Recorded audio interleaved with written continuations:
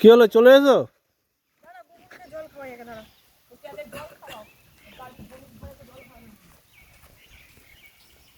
না দাঁড়া, সব পরে করবে, আগে জল টল খাওয়াই ছেলে, জল খা।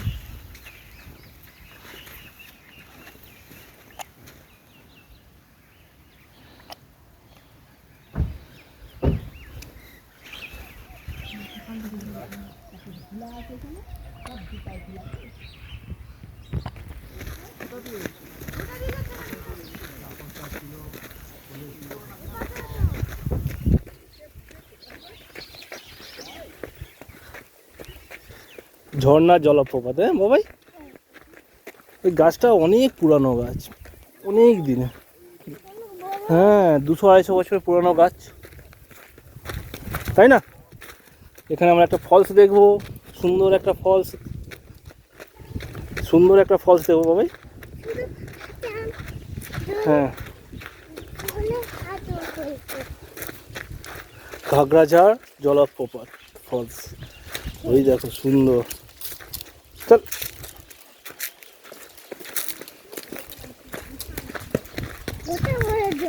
হুম হুম হুম,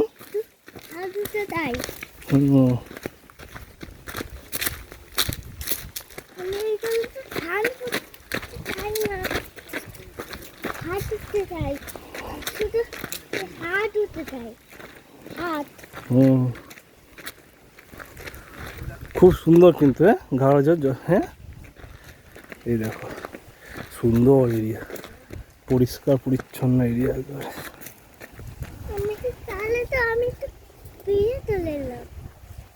এই দেখো শাল বাগান, শাল গাছে পুরো শাল বন।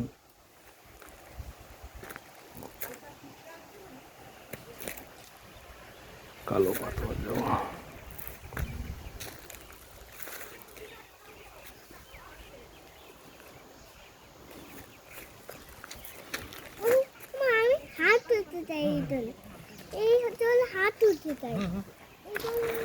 পুরো শাল গাছের জঙ্গল ভরে আছে, কি সুন্দর জায়গা, দেখতে থাকো।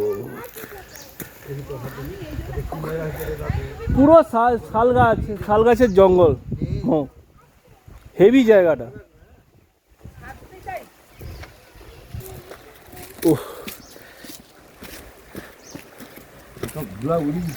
হ্যাঁ, কি বড় বড় পাথর।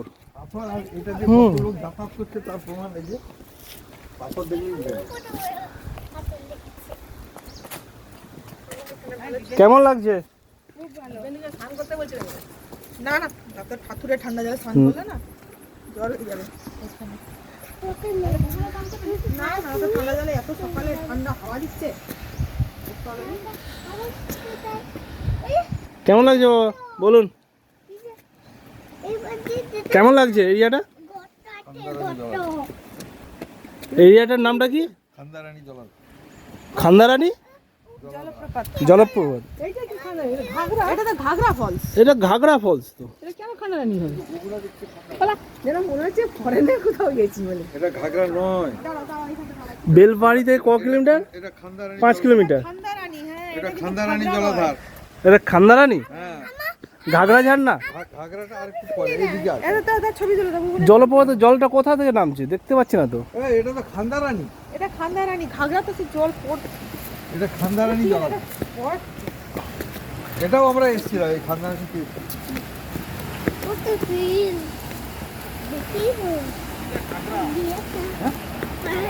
ঘাগরা কিন্তু গুগলে দেখাচ্ছে খান্দারানী।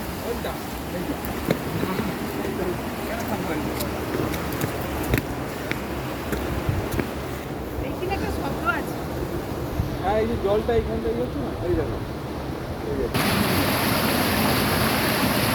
এই যে এখানে জলটা সাউন্ড আসছে, এই তো এখান থেকে। খুব সাবধান, এই তো পড়ছে।